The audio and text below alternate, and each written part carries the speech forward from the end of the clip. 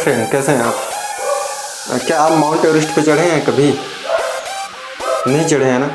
मैं भी नहीं चढ़ा हूँ, लेकिन मैं थोड़ा सा इन्फॉर्मेशन निकाला हूँ कि माउंट एवरेस्ट पे चढ़ने के लिए क्या क्या चीज़ें ज़रूरत होती हैं और कहाँ से परमिशन लेना पड़ता है, किससे परमिशन लेना पड़ता है, कौन कौन ये सारी चीज़ें बताता है। तो इन सब के बारे में आज मैं एक छोटा सा ब्रेक डाउन करूँगा और बताऊँगा कि क्या क्या ज़रूरत पड़ती है और लोग वहाँ पे जाने के लिए कैसे कहाँ से परमिशन लेता है। क्योंकि अगर माउंट एवरेस्ट की बात करें तो माउंट एवरेस्ट तो हिमालय का हिस्सा है। ये जो टोटल हिमालय की बात करें तो हिमालय 7 देशों में है, तो हिमालय 7 देशों का हुआ, जिसके भाग में जितना हिस्सा है उसका हो जाएगा। तो जो सबसे ऊंची चोटी है माउंट एवरेस्ट, जो ये नेपाल में आती है, जिसको नेपाल में सागर माथा के नाम से जाना जाता है, ये नेपाल में आती है। अगर यही माउंट एवरेस्ट की बात कर लें तो चीन में क्यूमोलांगा इसको बोलते हैं, और भारत में माउंट एवरेस्ट या माउंट एवरेस्ट सागर माथा करके ऐसा कुछ हो, और इंडिया से भी रिलेटेड है, लेकिन हम लोग को अक्सर माउंट एवरेस्ट के नाम से जानते हैं। जिसकी अगर लंबाई की लेंथ की बात कर रहे हैं तो 8,849 है।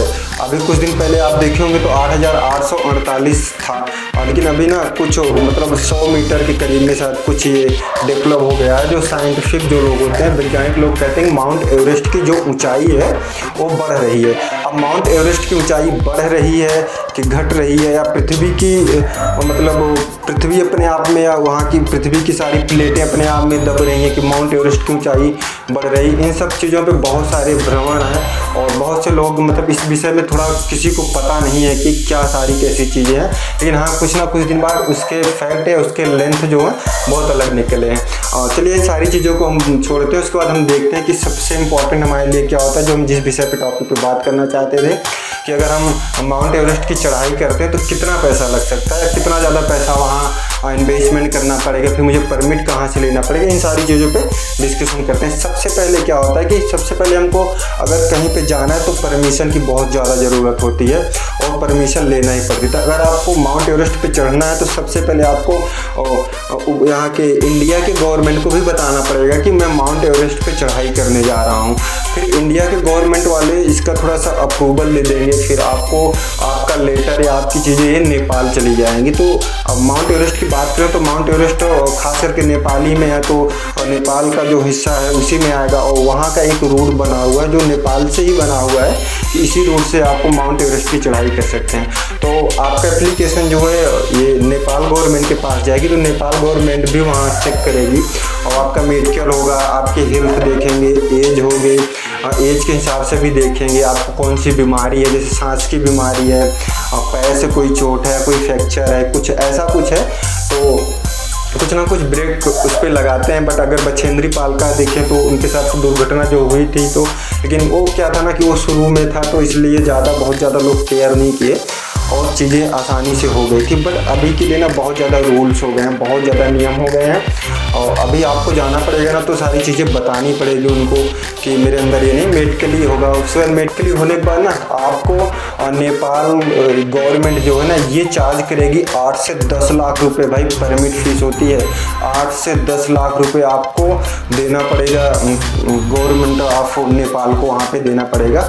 और उसके बाद वहाँ से परमिशन मिलने के बाद फिर आप आ जाएंगे, उसके बाद सेकंड पोजीशन पे आएंगे। भाई आपके साथ कौन जाएगा, कैसे जाएगा और कौन कौन रहेंगे, इन सारी चीज़ों का भी कुछ तो भाई व्यवस्था होगा कि अकेले कैसे जा सकते। भाई कोई आपके शहर का या आपके गांव का तो रास्ता है नहीं कि हम इस रास्ते से निकल लेंगे तो यहाँ चले जाएंगे। माउंट एवरेस्ट 8,849, भाई इतना लंबा है, तो इसके लिए एक ऑफिसर चार्ज भी होता है, और जो आपको मतलब शुरुआत कहाँ से करनी है वहाँ ले जाके वो छोड़ देगा, वहाँ से आप कोई दूसरा हैंडल करेगा।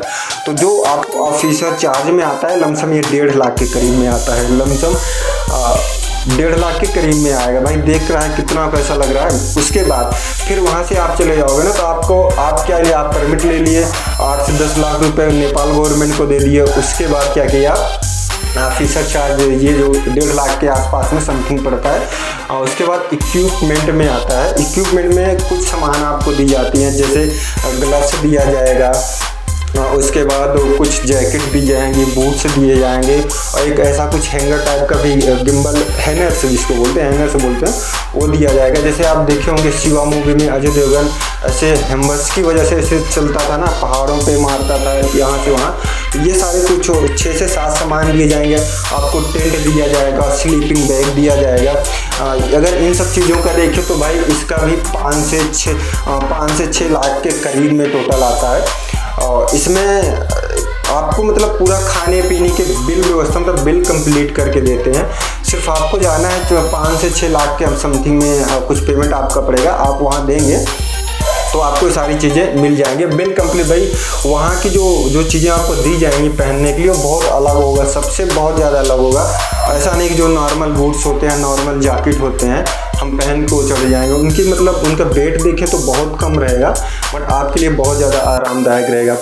उसके बाद भी हम अगर फिर नीचे आ जाएँ तो सबसे पहले फिर भाई ज़रूरत क्या है, आपको पूरा इंड तक कौन लेके जा सकता है, जिसको हम लोग क्या बोलते हैं शेरपा। शेरपा का मतलब वही गाइड। लेकिन हिमालय पर्वत पे चढ़ने के लिए उनको पर्सनल एक नाम दे दिया गया है, क्योंकि माउंट एवरेस्ट भाई बहुत बड़ी चीज़ है यार। ऑल वर्ल्ड में सबसे बड़ी चोटी देखें तो माउंट एवरेस्ट की है। तो इस वजह से वहाँ पे इन लोगों को गाइड करने के लिए, जैसे हम लोग कभी मंदिर या कहीं जाते हैं तो एक गाइड मिलता है, बट उसी गाइड को हम लोग ना वहाँ पे माउंट एवरेस्ट पे चढ़ने के लिए शेरपा बोलते हैं।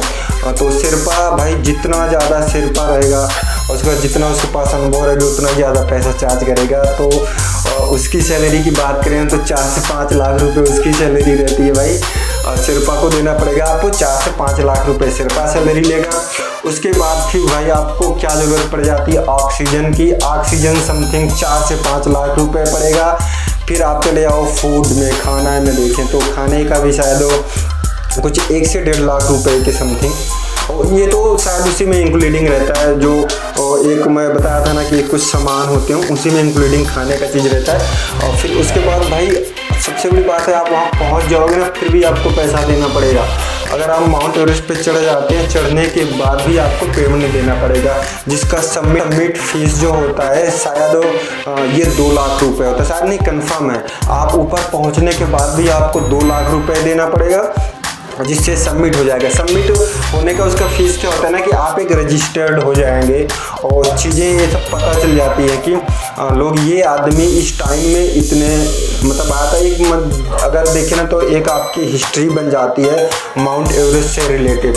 और जैसे कभी किसी को ज़रूरत पड़ती है, इंफॉर्मेशन लेना पड़ता है, तो आपका भी नाम उसमें लिखा रहेगा कि भाई ने इस ईयर्स में इस टाइमिंग से तो यहीं तक था।